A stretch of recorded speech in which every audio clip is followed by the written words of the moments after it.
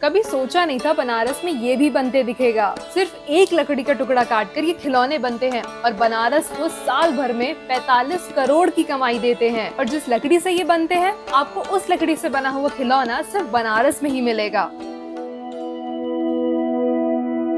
लेकिन बनारस में ये अनमोल चीजें किस तरह बनती हैं, ये जानने के लिए हम निकले यहाँ के कश्मीरी गंज खोजवा इलाके में।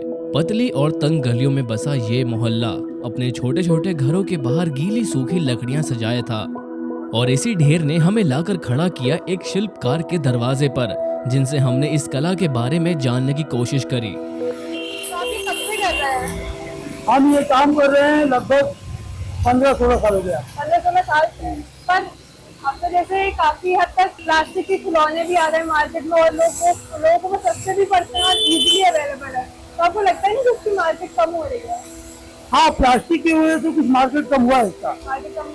ये वैसे लकड़ी का है कि लकड़ी का है। बनारस के ये खिलौने बनते हैं यूकेलिप्टस की लकड़ियों से। अब वैसे तो पहले यहाँ पर कुड़ैया लकड़ियाँ आती थी, लेकिन जब से उन पर सरकार ने बैन लगा दिया, तब से यहाँ पर यूकेलिप्टस के खिलौने बनने शुरू हो गए। इसकी लकड़ियाँ कहाँ से आती हैं? कई जगहों से, पहले तो सुल्तानपुर से आती थी, अब जो कि अगर में काफी लकड़ियाँ आती हैं। अच्छा, लकड़ियों की बंद हो गई है। पहले भी यूकेलिप्टस की आती थी, जो पहले आती थी, पहले कोड़ैया वाली आती थी। लकड़ी आती थी, वो बंद हो गया है। अच्छा, इंदिरा रसायन में उसका बैन लग गया, जो आज जो कि उसका आयुर्वेद का काम में आता है, कोड़ैया की लकड़ी। कोरिया की लकड़ी।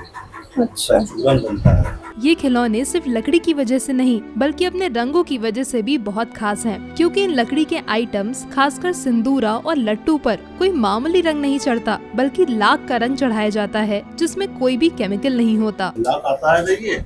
हाँ, तो हम चपड़े से तो बनाते हैं, जो पेड़ में निकलता है, लाव निकलता है, उसी से ये कलर बनता है। अलग अलग तरह के कलर हम तो हम जब मशीन पर अपने लगाते थे, जैसे जैसे ये गर्म होगा वैसे वैसे पिघलता है।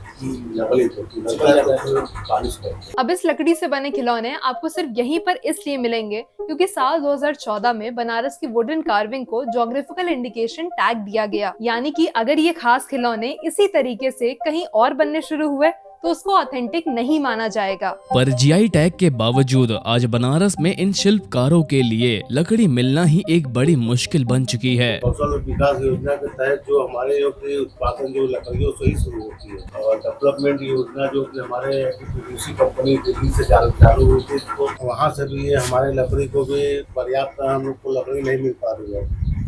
इसके काफ़ी जो कि हमारे कारीगर शिल्पी जो काफ़ी परेशान भी है इसमें कि लकड़ी जो 200-300 फुट कर लाते हैं, उसी से अपना जो काम उसी सालों में ये कारोबार जो कि काष्ठ कला उद्योग बंद होने वाला है, इसको बंद होने का कगार पे आ गया है ये। लेकिन दिक्कत सिर्फ लकड़ी की कमी होना नहीं है, बल्कि अब उसका दाम भी एक समस्या बन चुका है। किसी आइटम को, नए आइटम को बनाते हैं तो उसमें लकड़ी की जरूरत होती है, लकड़ी जो कि अभी मिल नहीं पा रही, महंगी हो गई लकड़ी हो गई। पहले जो कि 400, 300, 400-500 कुंटल मिलता था, अभी सब 2000, 2200-2400 रुपया कुंटल मिल जाएगा। वो भी गीला लकड़ी मिल रहा है। गीले लकड़ी में किसी कार्य को हम लोग सफल नहीं बना सकते। और इसी वजह से वो इस काम में खुद तो हैं, पर अपने बच्चों को इसमें नहीं डालना चाहते। आगे अपने बच्चों को करवाने का इच्छा भी लोगों का नहीं है, क्योंकि लाइफ नहीं है।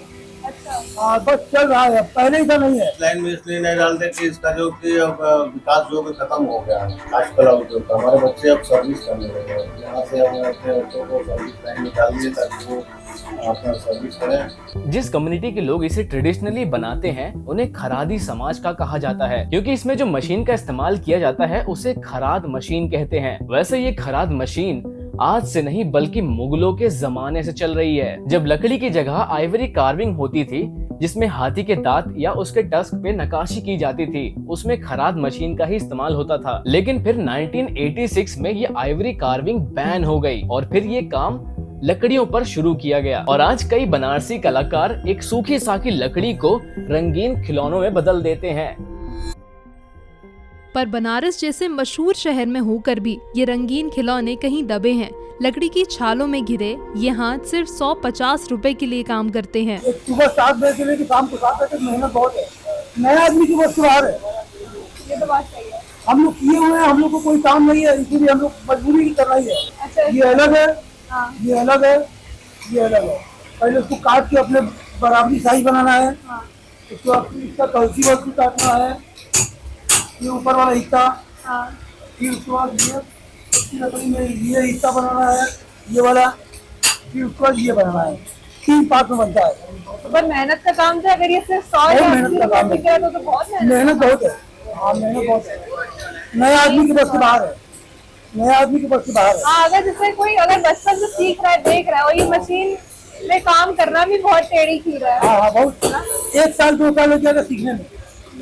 हम लोग के पिताजी करते थे, इसीलिए हम लोग जल्दी सीख गए। जो नया आदमी है उसके लिए नामुमकिन है। वो सामान जो होलसेलर 300 रुपए तक बेचते हैं वो इन लोगों को सिर्फ 80 से 100 रुपए दिलाता है। और एक कॉर्पोरेट जॉब से बिल्कुल अलग इस काम में 13 से 14 घंटे कहाँ चले जाते हैं इन्हें पता भी नहीं चलता, क्योंकि खराद मशीन में लकड़ी को निखारने से पहले उसको तैयार करना बहुत जरूरी होता है।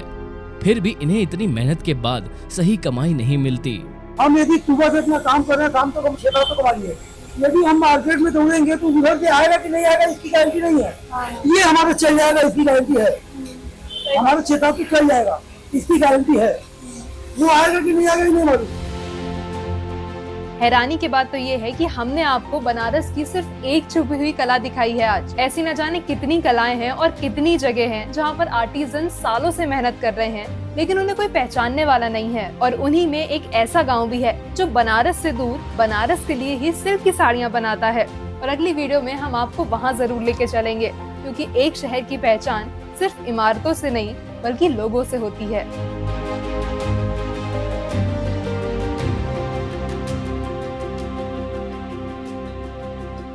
अब जहाँ सीधा यहाँ का स्वागत है।